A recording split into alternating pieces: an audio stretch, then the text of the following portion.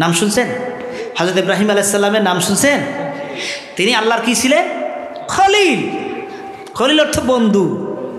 আল্লাহর কি ছিল? বন্ধু। আল্লাহ পাক যা বলেছেন হযরত ইব্রাহিম আলাইহিস সালাম সব করেছেন। এবার নমরুদ তাকে ধরে ফেলেছে, এবার শুলে চড়ায়া এবার হযরত ইব্রাহিম আলাইহিস সালামকে নমরুদ আগুনে ফেলাচ্ছে। নাকি বলেন? কথা মিথ্যা না সত্য? কোরআন ওয়াজ করতেছেন, কোরআনের ওয়াজ। এবার আল্লাহর দুশমন নমরুদ হাতে পায়ে রশি লাগায়া আল্লাহর খলিল, আল্লাহর বন্ধু, আল্লাহর দোস্ত হযরত ইব্রাহিম আলাইহিস সালামকে আগুনে ফালায়। নাকি ঘটনা সত্য না? আপনার দোস্তকে যদি কেউ মারে তাহলে আপনি কি করবেন? চুপ করে বসে থাকবেন? কি বলেন? ক্ষমতা থাকলে একদম ঘুষি একটা দিয়ে নাক ফাটাইয়া, ঠিক কিনা বলে? আবার না ঘুষি দিয়েন না। গভীর মনোযোগ। এবার আল্লাহর দোস্ত, আল্লাহর খলিল, আল্লাহর পয়গম্বরকে নমরুদ আল্লাহর দুশমন আগুনে ফালায়। এবার সাহায্য করার জন্য ব্যাঙ এসে প্রস্রাব করে দেয়। এমনকি ফেরেশতা জিবরাইল এসে বলে, ও আল্লাহর খলিল, আল্লাহর বন্ধু, আল্লাহর দোস্ত, আপনি হুকুম দেন আগুন একদম আমি নিবাইয়া দিব। জিবরাইল পারে কি পারে না? ক্ষমতা আছে কি নাই? হযরত ইব্রাহিম আলাইহিস সালাম চুপচাপ, কিছুই বলেন না, কিছুই আওয়াজ দেয় না। এবার অপেক্ষা আছে। মূর্তি ভেঙ্গেছিলাম জিবরাইলকে খুশি করার জন্য নয়, পৃথিবীর কোন মানুষকে খুশি করার জন্য নয়। আওয়াজ দিয়ে বলেন কাকে খুশি করার জন্য ইব্রাহিম আলাইহিস সালাম মূর্তি ভাঙছে? আরো জোরে বলেন, আর আওয়াজ দিয়ে বলেন কাকে খুশি করার জন্য? আমার আল্লাহ দেখছি কি দেখে নাই? আমার আল্লাহ শুনছি কি শুনে নাই? আমার আল্লাহর ক্ষমতা আছে কি না? জোরে জোরে আছে কি না? এবার নমরুদ হযরত ইব্রাহিম আলাইহিস সালামকে হাতে পায়ে বাঁধিয়ে আগুনের ভিতরে ফেলে, এমনকি ইব্রাহিম আলাইহিস সালামের বাবা তাকে সাহায্য করে আগুনে ফেলানোর জন্য। এই দেখি হযরত ইব্রাহিম আলাইহিস সালাম চোখের পানি ছেড়ে দিয়ে বলে, মালিক আল্লাহ, আমার জন্মদাতা বাবাও আমার দুশমন, সে আমাকে আগুনে ফেলাবার সহযোগিতা করে। বিপদের সময় বাবা সে সন্তানকে বাঁচাইবার চেষ্টা করে গো আল্লাহ। আমার বাবাও আমার দুশমন, এই পৃথিবীতে আমার বন্ধু তাহলে কেহ নাই তুমি ছাড়া। আল্লাহ তুমি সব দেখো। আল্লাহ পাকের রহমতের জরিয়ায় দোষ পয়দা হয়ে গেছে। আল্লাহ পাক সরাসরি আগুনকে নির্দেশ দিলেন, ইয়া নারু কুনি বারদান ওয়া সালামান আলা ইব্রাহিম। সরাসরি আমার আল্লাহ পাক আগুনকে নির্দেশ দেও, আগুন আমার দোস্ত, আমার বন্ধু, আমার খলিলের জন্য নিরাপদ ঠান্ডা শান্তির ব্যবস্থা বানাইয়া দাও। সঙ্গে সঙ্গে আগুন ফুলের বাগিচা হয়ে গেছে। আল্লাহু আকবার বলে। আগুন কি হযরত ইব্রাহিম আলাইহিস সালামের পশম ফুটছিল, জামা কাপড় ফুটছিল, তার গায়ে ঠোসকা পড়ছিল? আগুনের ক্ষমতা আছে?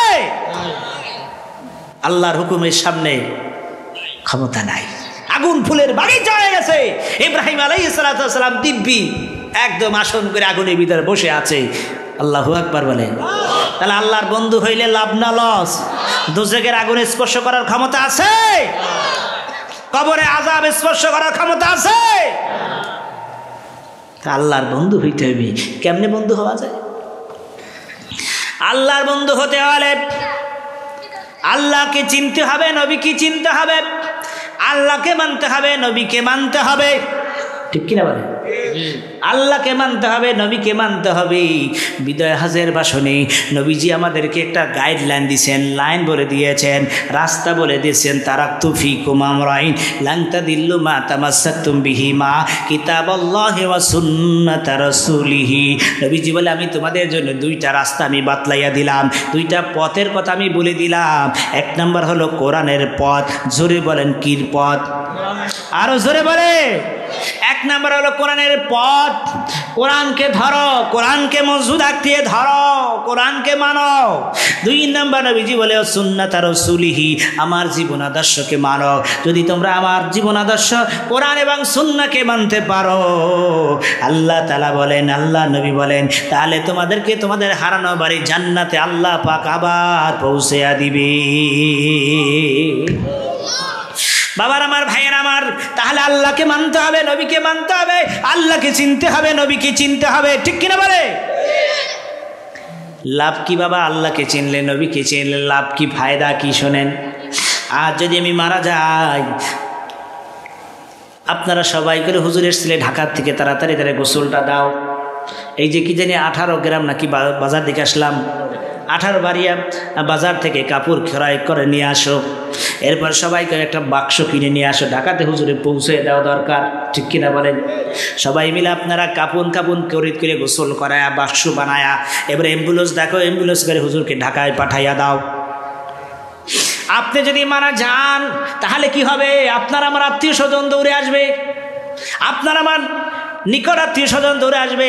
কেউ চলে যাবে বাজার থেকে কাপন খরিদ করার জন্যে, কেউ চলে যাবে জঙ্গল থেকে বাঁশ কাটার জন্যে, কেউ যাবে তোমার আমার জন্য কবর বানাইবার জন্য গোরস্থানে। কথা বলেন ঠিক কিনা? সবাই মিলিয়া গোসল করায়া কাপন পরায়া, এরপর জানাজা দিয়া নিলম্বর খিলা স্কুল মাঠে সবাই তোমাকে আমাকে পালকিতে চড়াইয়া নিয়ে যাবে। ওই 3.5 হাত ঘর, ডাইনে মাটি বামে মাটি, মাটির হবে বিছানা, উপরে বাঁশের চাপা দিয়ে সবাই হবে রওয়ানা, ঠিক কিনা জোরে বলে? সবাই কান্দি করিয়া তোমার আমার লাশ